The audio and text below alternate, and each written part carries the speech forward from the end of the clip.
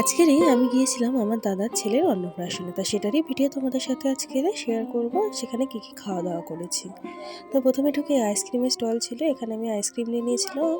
আমি প্রথমে এখানে রাবড়ি আইসক্রিম নিয়ে নিয়েছিলাম আর তারপরেই খেতে বসে গিয়েছিলাম।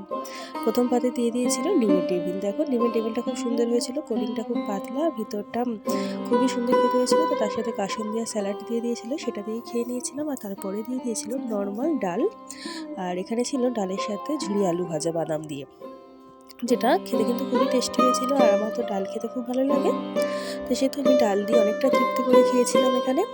আর যেহেতু হালকা গরম ঠান্ডা আছে, সেহেতু খুব একটা রিচ মেনু হয়নি, কম মশলায় খুবই ঘরোয়াভাবে সুন্দর একটা রান্না হয়েছিল। এরপরেই দিয়ে দিয়েছিল কিন্তু এঁচোড় চিংড়ি, যেখানে আমি চিংড়ি আলু আর গ্রেভি দিয়ে মাখিয়ে একটু খেয়ে নিয়েছিলাম। আর এঁচোড় চিংড়ি আমার তো খুব ভালো লাগে, যার জন্য পরের বারে আসতে আমি আবারও একবার নিয়ে নিয়েছিলাম। তো এঁচোড় চিংড়ি দিয়ে খাওয়ার পরই এসে গিয়েছিল কাতলা মাছের কালিয়া।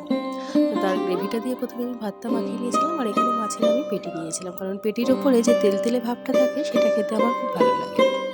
তো পেটি দিয়ে তেলটা দিয়ে প্রথমে ভাতটা খেয়ে নিয়েছিলাম, আর তারপরে দিয়ে দিয়েছিল পাবদা মাছ, সর্ষে পাবদা করেছিল। মাছটা খুবই ফ্রেশ ছিল এখানে, যার জন্য খেতেও খুব টেস্ট হয়েছিল।